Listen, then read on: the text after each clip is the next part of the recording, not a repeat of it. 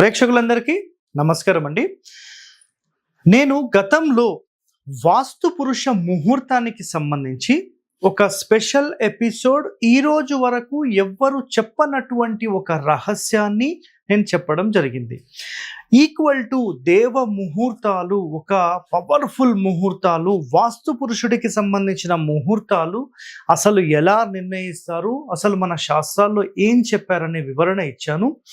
ఎవరైనా ఆ వీడియో చూడకపోతే మీరేం చేయండి, హరివాస్తు ముహూర్తం అని చెప్పి ఒక వీడియో ఉంటుంది, ఆ వీడియో అనేది చూడండి.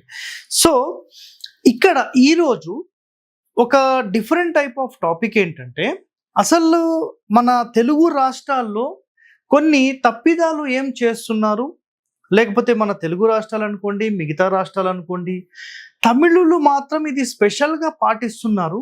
సో గతంలో నేను ఆ ముహూర్తాల గురించి చెప్పినప్పుడు కూడా ఇందులో కొంత కాన్సెప్ట్ ఆల్రెడీ కవర్ అయిపోయింది.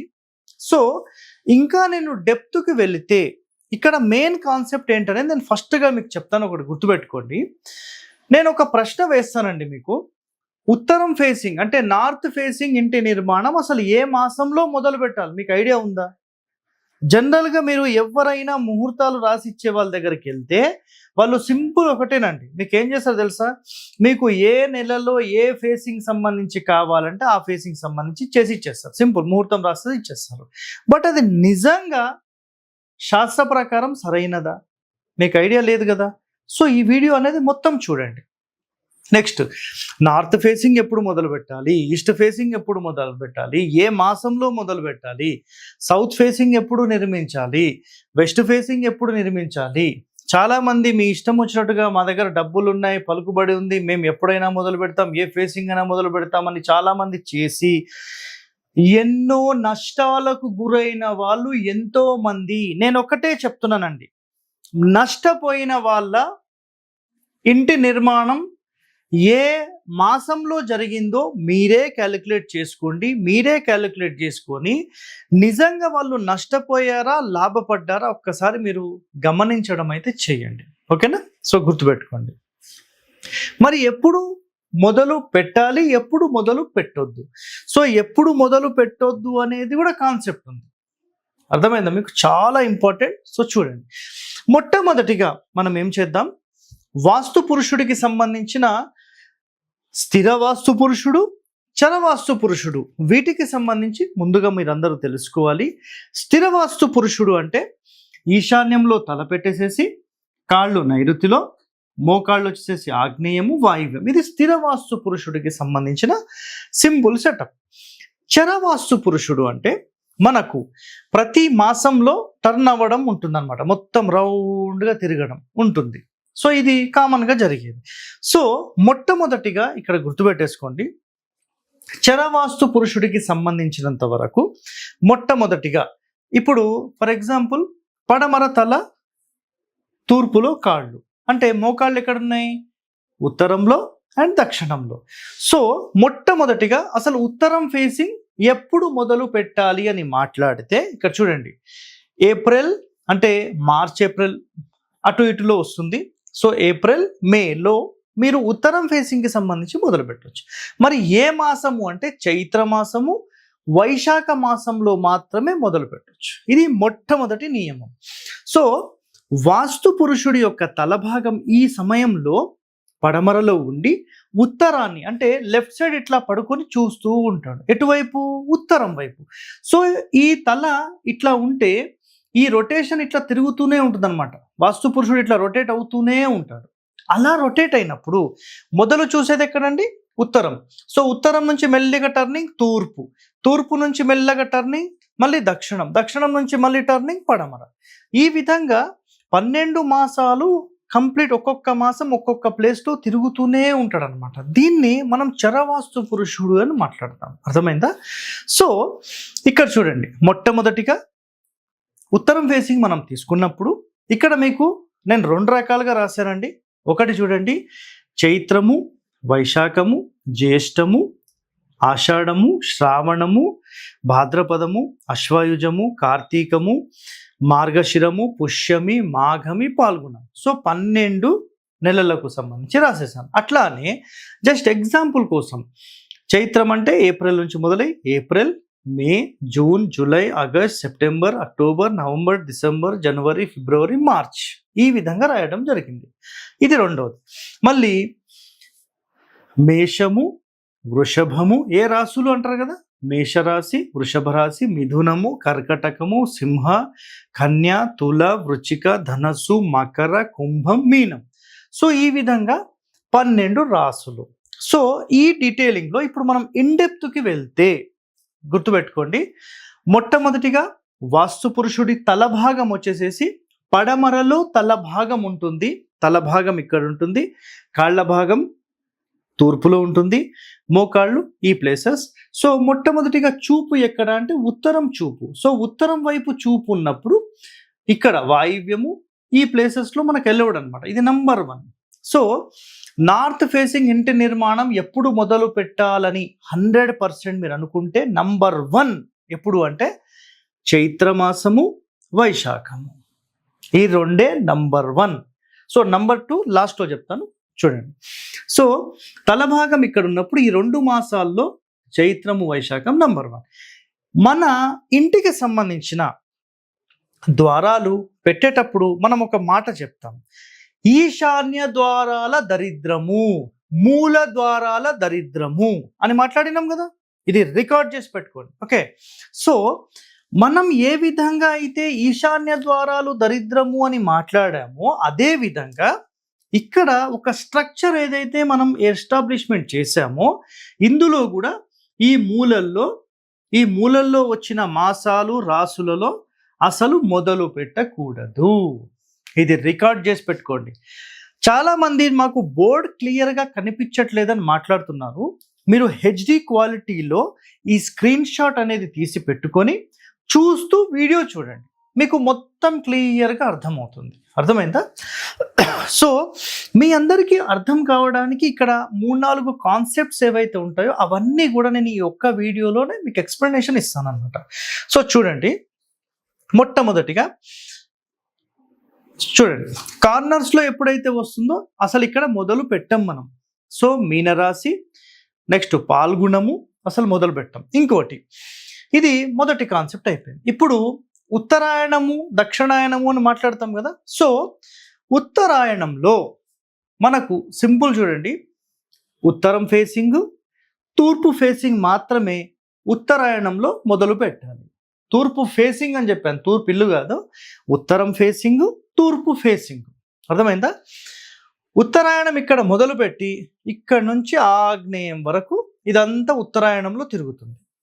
ఏది సూర్యుడు అంటే భూమి, సూర్యుడు చుట్టూ ఏదైతే తిరుగుతాడో, సో ఈ భూమికి సంబంధించి తిరగడంలో మీకు ఉత్తరాయణం అనేది వాయువ్యం నుంచి ఆగ్నేయం వరకు ఉంటుంది. దక్షిణాయనం ఎప్పుడైతే మొదలవుతుందో మనకి ఆగ్నేయం నుంచి మళ్ళీ వాయువ్యం వరకు. సో ఈ విధమైనటువంటి రొటేషన్లో ఉత్తరాయణంలో మాత్రమే మీకు ఉత్తరం ఫేసింగ్కి సంబంధించిన ఇంటి నిర్మాణాలు చేయాలి, తూర్పు ఫేసింగ్కి సంబంధించిన ఇంటి నిర్మాణాలు మొదలు పెట్టాలి. మొదటి కాన్సెప్ట్. ఇప్పుడు రెండో కాన్సెప్ట్ మాట్లాడతాను. ఎప్పుడైతే దక్షిణాయనము ఆగ్నేయంలో నుంచి మళ్ళీ మొదలవుతుందో, దక్షిణాయనం మొదలైన తర్వాత మీరు దక్షిణం ఫేసింగ్కి సంబంధించిన ఇంటి నిర్మాణము, నెక్స్ట్ పడమర ఫేసింగ్కి సంబంధించిన ఇంటి నిర్మాణం చేయాలి. ఇది మాత్రం రికార్డ్ చేసి పెట్టుకోండి. భవిష్యత్తులో ఇలాంటి సమాచారం అయితే ఎవ్వరు మీకు చెప్పరు. ఎందుకు అంటే ఎవరి అనుకూలతను బట్టి వాళ్ళు వెళ్ళిపోతున్నారు, బట్ శాస్త్రంలోని డెప్త్ మాత్రం ఎవరు కూడా చెప్పరండి. ప్రతి ఒక్కరూ శాస్త్రాన్ని తెలుసుకున్నామని మాట్లాడడం తప్ప వాటిని ప్రజలకు పంచిపెట్టాలని మాత్రం ఎవరూ లేరు. ఒకరి మీద ఒకరు మన్నేసుకుంటూ ఇదే వాళ్ళ జీవిత లక్ష్యం అన్నమాట. సో మీకు ఎవరైతే ఒరిజినల్ కాన్సెప్ట్స్కి సంబంధించిన సమాచారం అందిస్తారో వాళ్ళు బాగుండాలని మీ ఒక చిన్న ఆశీర్వాదం నాలాంటి వ్యక్తికి ఉన్న చాలా చాలా హ్యాపీ అండి, చాలా ఆనందిస్తాను నేను. సో మీ అందరి ఆశీర్వాదంతోనే నేనైతే ఎన్నో రహస్యాలు మీ అందరికీ తెలియపరుస్తున్నానని నేను అనుకుంటున్నాను. అర్థమైందా? సో ఇక్కడ చూడండి, నెక్స్ట్ మొట్టమొదటిగా మనకేమైపోయింది, చైత్రము, వైశాఖం అంటే ఏప్రిల్, మేకి సంబంధించి అయిపోయింది. ఎప్పుడైతే ఈ మొదటి మూల వచ్చిందో అసలు మనం ఇది తీసుకోము, ఇది అయిపోయింది కదా. జనరల్గా గుర్తుపెట్టుకోండి, ఒక ముహూర్తము 7:30 నుంచి 8:30 వరకు ఉంది అని చెప్పారు అనుకోండి ఎవరైనా, మొదటి 10 నిమిషాలు తీసేసేయండి, చివరి 10 నిమిషాలు తీసేయండి, మధ్యలోదే తీసుకోండి అని విన్నారా మీరు ఎప్పుడన్నా? అలా విని ఉంటే గుర్తుపెట్టుకోండి. ఇక్కడ మొదట ఎప్పుడైతే మొదలయ్యిందో, ఇక్కడ ఉత్తరాయణం మొదలైందో మొదటి మాసంలో తీసుకోబడదు, అంటే ఇంటి నిర్మాణం చెయ్యరు. అదేవిధంగా మళ్ళీ ఎప్పుడైతే ఎండ్ అవుతుందో ఆ ఎండ్ లోపల తీసుకోబడదు, ఈ మధ్యలోనే తీసుకుంటారు. కాబట్టి ఇది నంబర్ 1 అయింది. అర్థమైందా? ఇది మొదటిది. సో పాల్గొన మాసంలో ఇంటి నిర్మాణాలు మొదలు పెట్టారు. నెక్స్ట్ స్థాపత్య వేదంలో కూడా సేమ్ కాన్సెప్ట్. నేను గతంలో మీకు ఏదైతే వీడియోలో చెప్పానో వాస్తు పురుష ముహూర్తానికి సంబంధించి హరివాస్తు ముహూర్తం అని మీరు సెర్చ్ చేస్తే సరిపోతుంది, సింపుల్. సో ఇది అయిపోయింది కదా. ఇప్పుడు నెక్స్ట్ ఈ హెడ్ అనేది ఆటోమేటిక్గా మెల్లిగా రొటేషన్, అంటే ఒక్కొక్క మాసం ఇట్లా టర్న్ అయ్యేటప్పుడు మళ్ళీ ఎక్కడికి వస్తుంది, నెక్స్ట్ ఉత్తరంలో తల వస్తుంది. ఉత్తరంలో తల వచ్చినప్పుడు చూపు ఎక్కడ ఉంటుంది, ఎక్కడ ఉంటుంది మీకు?